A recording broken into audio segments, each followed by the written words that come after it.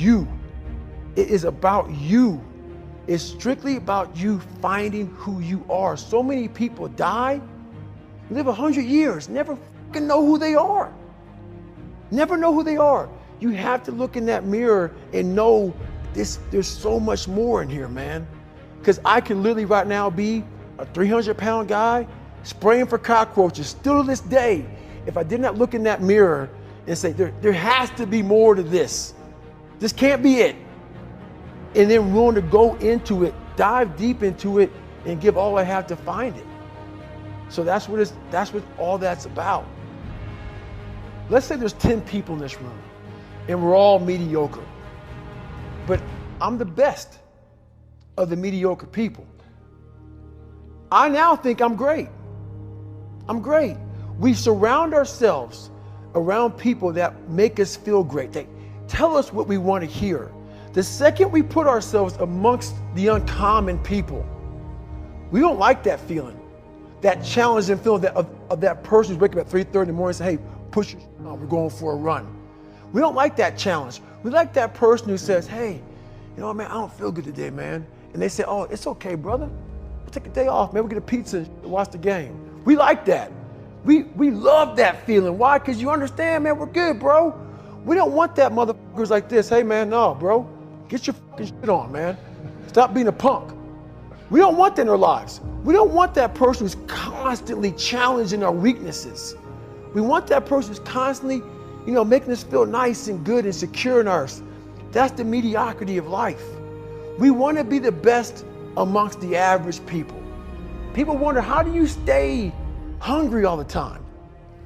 Because after I accomplish something, I don't sit back like a lot of guys who graduate buds, graduate this, graduate that. They get comfortable. They wonder why I'm getting weak, man. I don't know, I lost my edge. What's going on? Because once you hit the top of the fucking mountain, guess what happened? I'm good. I'm good, so you wonder why you're falling down now. Because once you reach the top of the mountain, you gotta build another one. That's mediocrity. There's a lot of people in mediocrity who have a nice resume, but they're one-timers, man. They hit a one-time deal, they busted it open, got a lot of money, but they're good. You're mediocre now, man. What are you fucking doing today, tomorrow, the next fucking day? That's why I don't listen to theorists. I don't listen to all that bullshit. I listen to a motherfucker who's like this, man. What's wrong, man? I'm fucking tired, dude. Why are you tired? Because tomorrow, I gotta do the fucking shit again, man. Whatever the shit is that made me fucking nauseous and sick to my stomach, it made me hurt. There's no ending. And that's the person I listen to. That's the person who's gained knowledge. You gain knowledge through suffering. And on the other end of suffering is a world that very few have ever seen. It's a beautiful world because that's where you find yourself. You don't find yourself in over here. You find yourself on the other end. Like the 100-mile race I was on, I ran it for 24 hours. I found myself on the other end of that race. That 19 hours, I found, wow, there's a whole nother world out here that I've never even saw, but the world's in your mind. And that's what all that mediocrity is about. The mind has the tactical advantage over you at all times. At all times of your life, the mind has a tactical advantage over you. Why is that? It knows what you're afraid of. It knows your insecurities. It knows your deep, dark lies. And it starts to push you away from that.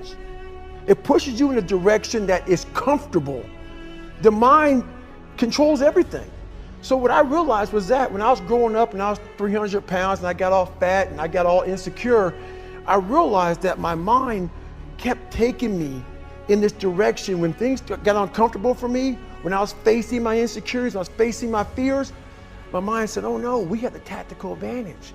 We need to get you, separate you from this feeling over here. Life's all about feelings. We want the happy feeling. We don't want that feeling of this sucks.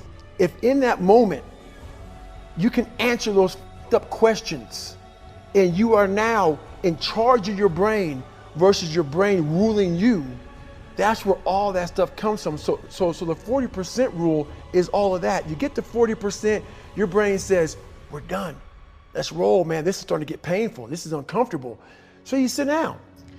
You have to figure out ways, and everybody's different. That's how the book kind of talks about, like we all have these things about, 5 steps to this and 4 steps to this. It's a lot more than that. That's all bullshit. It's a practice that you have to, it's a habit. So if you know that at 40%, I'm feeling pain. At 40%, I'm feeling pain. That's where the 40% rule kicks in. Now it starts. Okay, I'm feeling pain. My mind's saying all this to me. It's saying, get out of here, run, flee. The fight or flight kicks in. Okay, we're not good enough. It starts telling you all these things. You start to believe it because the mind controls all. This is the time where you have to gain control back of your mind. It's okay, let me see if I can go 45%. And once you start giving yourself more and more hope and start realizing, okay, the mind starts to be, okay, what are you doing? We're supposed to be going right and you're going left. You start then controlling your mind. Start finding more in yourself. And then it goes from 40% to a lot further than that. But that's the start of it though. Get to the spot where your mind is saying stop. Wherever that is, you gotta get there first. And then that's when that starts to work for you.